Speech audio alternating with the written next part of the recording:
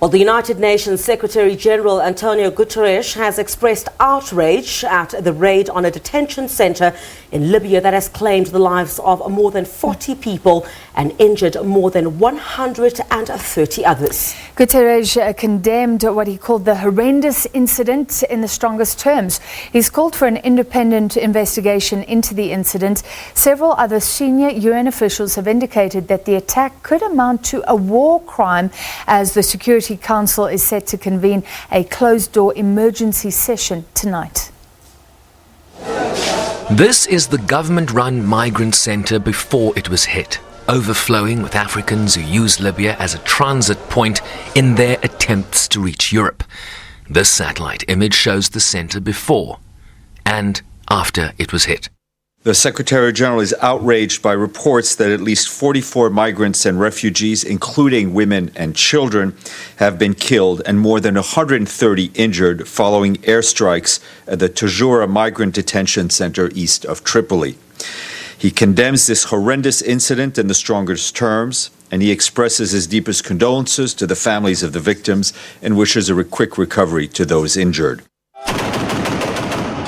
The attack has resulted in the highest publicly reported death toll since Eastern forces under Commander Khalifa Haftar launched a surprise offensive against the UN-backed Government of National Accord in Tripoli.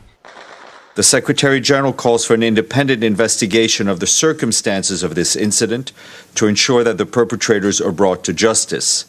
It is important to note that the United Nations had provided exact coordinates of the detention center to the parties. The Secretary General further reminds all parties of their obligations under international humanitarian law to take all feasible precautions to avoid and in any event to minimize incidental loss of civilian life, injuries to civilians, and damage to civilian objects, and also to refrain from directing attacks against civilians. This incident underscores the urgency to provide all refugees and migrants with safe shelter until their asylum claims can be processed or they can be safely repatriated. The United Nations Security Council will meet in an emergency session later Wednesday. The High Commissioner for Human Rights, Michelle Bachelet, said that depending on the precise circumstances, the attack could amount to a war crime, particularly after the coordinates of the detention facility had been communicated to the warring parties. This is also the second time the centre, which houses around 600 people, had been hit during the current hostilities in the country. And while the Security Council will meet behind closed doors later, consensus around how to proceed on Libya has been difficult to reach among the 15 members. Sherwin, Bryce-Pease, SABC News, New York. All right, and Sherwin joins us live now. So Sherwin, what could possibly come out of this meeting this evening, South African time? Well, given the difficulties we refer to among the 15 members in the council, Francis, I don't think there's a lot of optimism here that we are now going to see a resolution from this council. You'll remember that when the offensive launched by rogue Commander Khalifa Haftar under the self-proclaimed Libyan National Army against the UN-backed Government of National Accord sitting in Tripoli, council, particularly driven by the United Kingdom, which is the penholder on Libya, tried to bring council members around a resolution that would have called for an immediate ceasefire and for unhindered humanitarian access. And the two stumbling blocks in the council, Russia and the United States, Francis. At the time, Russia indicating that they felt that the resolution was singling out the Libyan National Army under Haftar, unfairly so. The United States also objecting, couldn't support the resolution. They didn't explain their position, but we did get a readout from a call between President Donald Trump and Khalifa Haftar at the time, and just let me refer you to that readout, basically recognizing Haftar's significant role in fighting terrorism and securing Libya's oil resources. And the White House says the two leaders discussed a shared vision for Libya's transition to a stable democracy. So clearly Haftar has support from some big hitters and big players in the international scene. But in terms of a resolution, I don't think we can raise any hopes about the council Council coming around something like that. So tell us more about Khalifa Haftar. So he's this military commander who's been blamed for this attack. He denies it. He's sometimes called a rogue commander, but you're saying he actually has support amongst some world leaders. Yes, this is the conundrum that I think the international community, certainly members of the press corps here in the UN, are really struggling to understand why the United States, for example, is not backing their ally, the United Kingdom, who has been basically trying to get the Council to condemn his actions. Essentially what you had in Libya at the time, April, you had the Secretary General on the ground at the time. He was there to add his political weight, Francis, to a UN-planned multi-stakeholder national conference that was due to bring all those different factions together under the UN banner in Libya. When this offensive took place. I mean, this was one of the projects that the Secretary General had identified. The Libya file was something that they were going to resolve under his special envoy, Hassan Salame, who was trying to bring all these parties together. And it's at this time, while the SG was on the ground in Tripoli, that Haftar launched this attack. And the United States seemingly pointing to his ability to fight terrorism in the region as one of the reasons for their support here. But I think it's going to be very, very important for us to really listen closely to what members of the Council say when they emerge from that closed-door briefing today. They're going to be briefed by Rosemary DiCarlo. She's the Undersecretary General for Peacekeeping, for Peace Building and Political Affairs. And then also, Francis, someone from the High Commissioner for Refugees. This was an attack on a center housing African migrants. Let me read you. My earpiece is coming out. Let me read you a statement from the High Commissioner for Human Rights, Michelle Bachelet. She said they have repeatedly called for these centers to be closed because of severe overcrowding, torture, ill treatment, forced labor, rape, and acute malnutrition. So let's also focus on the conditions in these centers and the illegality with which these people, these desperate people that are fleeing hunger, they are fleeing wars in other parts of the world, to then find themselves in these overcrowded detention centers and then to have an airstrike kill over 40 and injure 130 plus. So, you know, the focus also has to be on the conditions in those centres and the call from several UN officials for them to be closed. And if there's no sort of agreement at the UN, are many more migrants vulnerable? Sherwin, does it seem like this detention centre housing these migrants was specifically targeted, or was that a byproduct of some other attack? Well, that's the question around war crimes. When you raise the possibility of a war crime, one has to really get to the root of the issue and the intent of who or the parties that were firing those weapons. The clearest indication we get towards establishing culpability here, Francis, is a statement we received from Amnesty International. Amnesty International has called for the International Criminal Court to get involved here. You'll remember that when the war, when Muammar Gaddafi was ousted in 2011, the Security Council referred the situation in Libya to the International Criminal Court. So they already have jurisdiction in Libya by virtue of that referral from the Security Council in 2001.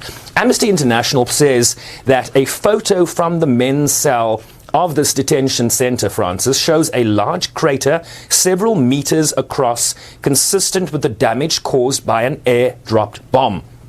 While it remains to be established who's behind the attack, this week media reports indicated that the Libyan National Army under Haftar had recently received F-16 fighter jets. So Amnesty International is hinting that this was Haftar. The Government of National Unity is saying it was Haftar. Haftar, of course, as you pointed out earlier, is denying this. We need to establish the facts.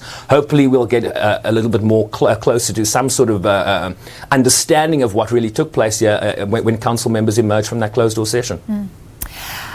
In the meantime, we're hearing top officials talking about war crimes, Sherwin. So there are UN officials who want very strong action here. Very much so. I mean, this was quite a robust response. We saw a response not just from Hassan Salame. Let me read you what he said. He said the absurdity of the ongoing war has today reached its most heinous form and tragic outcome with this bloody, unjust slaughter. I read you what the very strong statement from Michelle Bachelet. You've also heard from the UN High Commissioner for Refugees. They will also be briefing the Security Council later. The outrage expressed by the Secretary General.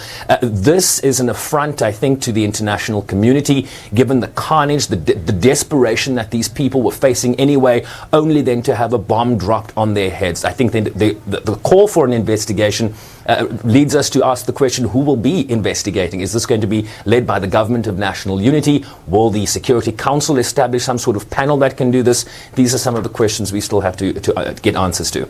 All right, thank you very much. Our correspondent at the UN, Sherwin, Bryce-Pease. And let's speak to Doctors Without Borders. Of course, they're also on the ground. We speak to the head of communications in South Africa, Borrie La Grange. Borrie, thank you very much for joining us. Do you have a suspect here? We're hearing about this military commander, Haftar. Does Doctors Without Borders want to pinpoint him specifically? Francis, we're not in a position to do that because while we work in detention centers in Tripoli, several of them, for instance, the one that was targeted in the airstrike last night, our team had actually visited it earlier in the day and we found 126 people in the cell that was hit during the airstrike. So we're not in a position to pinpoint blame. What we do think this indicates is the incredible danger that people are being subjected to, which essentially means that if you're in a detention center today, that could very well be a kill box in this very deadly conflict that's continuing in and around Tripoli. Yeah. I think it's worth to note that this is the second time that this particular detention center has come under fire in the conflict. So it's definitely not the first time it's happening. And these are migrants detained, so they have nowhere to go. We were hearing from Sherwin that already the conditions in these detention centers are a cause of huge concern. Just tell us what you see in those detention centers. For sure. So these detention centers, many of them are run by authorities, others are run in an informal manner by other actors, and this is something that we've noted over several years working in Libya. The detention conditions are abhorrent in many instances. So, as I said, 126 people cramped into a detention cell is absolutely unacceptable. We think that this terrible tragedy could have easily been prevented if, in fact, our calls over a number of months were heeded for the immediate evacuation of migrants and refugees who are being held in these conditions. Ultimately, people have no other option because they're being pushed back into this dangerous situation by the Libyan Coast Guard, which is enabled and supported by the EU, because the EU wants to avoid people reaching its shores, people who are taking incredibly risky journeys on boats to flee unlivable conditions at home, and then in the instance where they're then again pushed back into danger and trapped in these detention centers in Libya. Yeah. And like you said, the EU and Libya working together on this. If those detention centers were evacuated, where would these refugees go? They come from all over the place: Mali, Nigeria, Cote d'Ivoire, Bangladesh, Morocco, Tunisia. They could be resettled. And what we've been consistent in saying over a number of years in relation to the displacement crisis that's caused by conflict in several countries, or unlivable conditions that people are fleeing from, is that the reception conditions and means should be improved by the EU, and that there shouldn't be a way in which policy becomes deadly to people in this manner, where they're subjected to attacks in an ongoing conflict in Libya, or have no other option but to face drowning in the Mediterranean Sea, while authorities in the EU are blocking attempts by other organizations and ourselves also in the past to save lives at sea. So it's a completely unacceptable situation. And what we can see here is that international inaction is costing lives. So when there was an extremely violent incident at the Qasr bin Qasr detention center in April, we spoke out about this and highlighted the fact that evacuation is literally the only option for people who are caught in this unenviable situation. And now we know hundreds, thousands, maybe more vulnerable if these detention centres are specifically attacked or maybe just in the line of fire. Finally, in the meantime, Borrie, what does Doctors Without Borders do? Are you allowed to give medical treatment to those detainees? What are your operations on the ground in Libya? So what we're able to do is negotiate access to some of these detention centers with the authorities that are controlling them. So as I said, in Libya, there's roughly 5,000 people across the country that are being held in these detention centers in different cities. In Tripoli alone, it's roughly about 3,000 people, and they're of different sizes. So for instance, the one targeted last night had about 600 people detained there. And yes, we're able to work in some of those conditions to alleviate some of the suffering that people experience, so giving them access to healthcare. And in fact, at least 4 critically injured were transported by our team from or between 2 medical centers last night. But this is not an ideal situation. People shouldn't be held in these abhorrent conditions. There should be a solution to be found by political leaders in order to avoid people being subjected to this kind of treatment and detention, but also these kind of risks. This is not acceptable in any way. Yeah, certainly. And more than 40 killed, more than 100 injured in that attack. And these refugees, these migrants detained, they literally had nowhere to go.